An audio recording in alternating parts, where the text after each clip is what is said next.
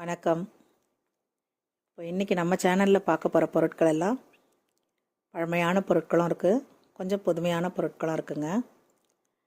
இதில் நீங்கள் சப்ஸ்கிரைப் பண்ணுங்கள், ஷேர் பண்ணுங்கள், லைக் பண்ணுங்கள். ஒவ்வொரு 100 லைக்குக்கும் ஒரு லக்கி ட்ரா பண்ணி ஒவ்வொருத்தருக்கும் ஒரு லக்கி ப்ரைஸ் கொடுக்குறோங்க. இப்போ நம்ம முதல்ல பார்க்க போகிறது தொட்டில் குச்சி. தொட்டில் குச்சி வெண்கலங்க. இது வெண்கலத்தாலான தொட்டில் குச்சி. நல்ல சவுண்டு வருது, அதில் உங்களுக்கு காட்டும்போது தெரியல. நல்ல கயிறு விட்டு இழுக்கிற மாதிரி நல்ல ஹோல்ஸ் இருக்குங்க அதில். அடுத்தது பார்த்திங்கன்னா படிங்க. ஒரு பித்தளை படி, 2 பக்கமும் வரம்பு வந்துட்டு மடிச்சு இருக்குது. ரொம்ப பழசு இல்லை, அது கொஞ்சம் புதுசு தான். அடுத்தது நம்ம பார்க்குறது ஒரு குட்டி பெட்டிங்க. புத்தக வடிவிலான ஒரு குட்டி பெட்டி, வெள்ளைப்பித்தளையில் செய்யப்பட்டது. நல்ல டிசைன்ஸ் இருக்குங்க அதில். அதுக்கு உள்ளே அது வைக்கிற மாதிரி ஒரு பெரிய பெட்டி, அதுவும் புத்தக வடிவில் தான் இருக்குது. அது உள்ளே வச்சு மூடுற மாதிரி இருக்குது. இதில் எதுவும் டிசைன்ஸ் இல்லை, ஆனால் நல்லாயிருக்கு. வெள்ளைப்பித்தளைங்க, ரெண்டுமே வெள்ளைப்பித்தளை. அதுக்கு அடுத்துங்க ஒரு கல் மத்துங்க. கல்லில் மத்து நான் பார்த்ததே இல்லைங்க. கல்லில் அந்த கீழ்ப்பகுதி செஞ்சுட்டு மேல் பகுதி குச்சி வேப்ப மரக்கட்டையில் கொடுத்துருக்குறாங்க. அடுத்தது ஒரு காலிங் பெல். அந்த காலத்து காலிங் பெல் அப்படின்னு சொல்லிக்கலாம்.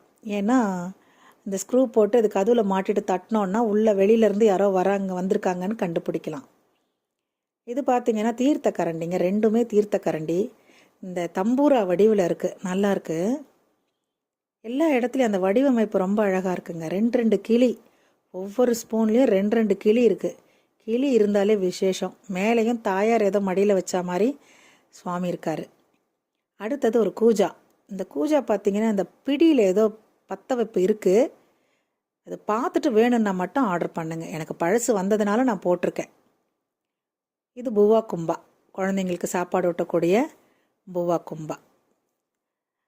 விளக்குங்க. இதில் மண்ணெண்ணையும் ஊற்றலாம், நல்லெண்ணையும் ஊற்றலாம். இதில் கட்டிங்ஸ் பாருங்களேன், அந்த காலத்துதுங்க. இது ரொம்ப எப்படி 100 வருஷமாவது இருக்கும்னு நினைக்கிறேன்.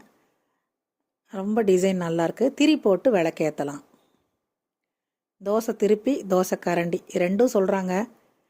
நாங்கள் இந்த பக்கம் எல்லாம் தோசை கரண்டின்னு தான் சொல்லுவோம். ஒரு கை அளவு, ஒரு அடின்னு வச்சுக்கோங்களேன், ஒரு அடிக்கு இருக்குது. அதுக்கடுத்து ரசவாளி. எப்பவும் போல் காப்பர் ரிவீட் அடித்து ஒரே பீடிங் 2ஆக பிரித்து இந்த வாய்ப்பகுதிக்கு ஒரு கப்பு மாதிரி கொடுத்து டின் கோட்டிங்கோடு இருக்குங்க. இது உப்பு மரவை.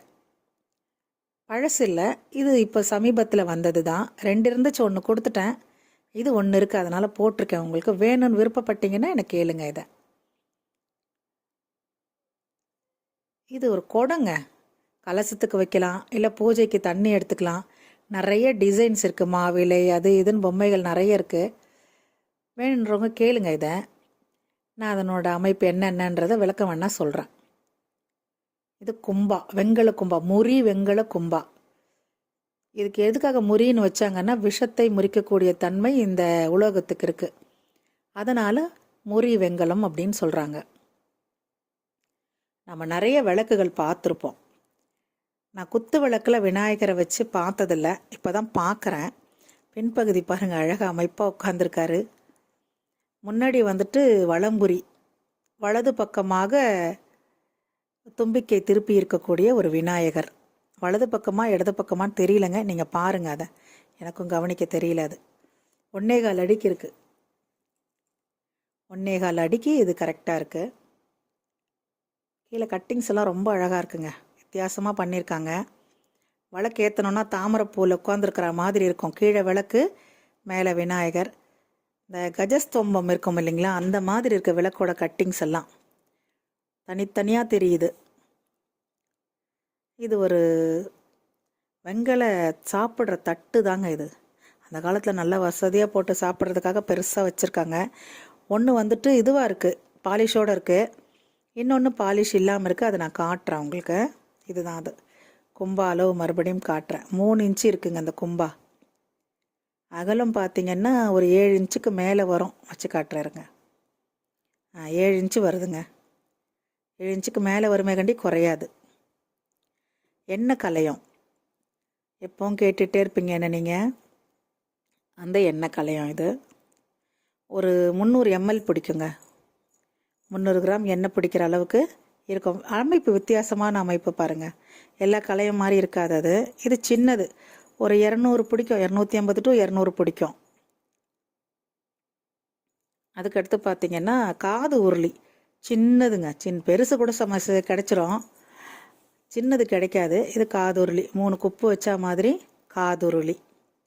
அதுலேயும் கட்டிங்ஸ் நிறைய இருக்குது பாருங்கள். 3 கட்டிங் இருக்குது, பழைய பேரும் இருக்குது அதில். அடுத்தது கூஜா. நீங்கள் நிறைய கூஜா பார்த்துருப்பீங்க. இல்லை சொம்புலேயும் டிசைன் இருக்குது, உள்ளவும் ஒரு டம்ளர் வச்சுருக்கு.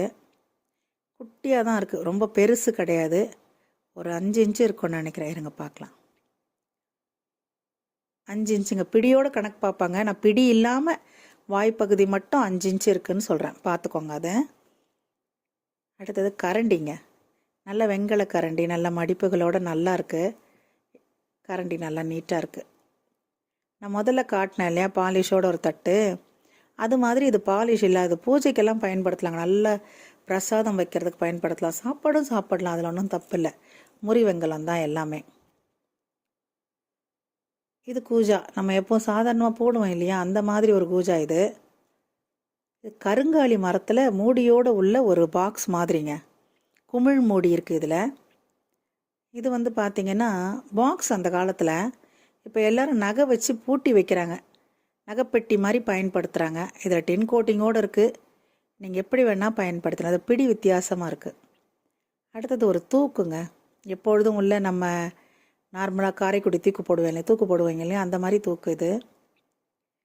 இது வடித்தட்டு, நல்லா இருக்குது, நல்ல கெட்டி பித்தளைங்க. இது வெங்கலமாக பித்தளையான்னு நான் பித்தளைன்னே சொல்கிறேன். அடுத்தது 4 கிண்ணம்னு சொல்லுவோம் இல்லையா, பொரியல் கூட்டு ரசம் சாம்பார் வைப்போமே, அது நல்ல டின் கோட்டிங்கோட நல்ல பாலிஷ் இருக்குது. இது சங்கு, பால் சங்கு, வேணுன்றவங்க எடுத்துக்கோங்க.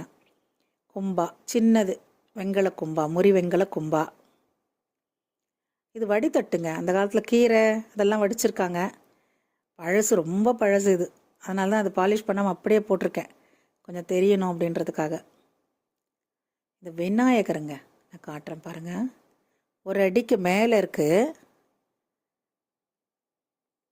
இது நல்லா கன்ஃபார்மாக வலம்புரி விநாயகர், நல்லா காட்டுது பாருங்கள். அபயஹஸ்தம், மேலே பிரபா,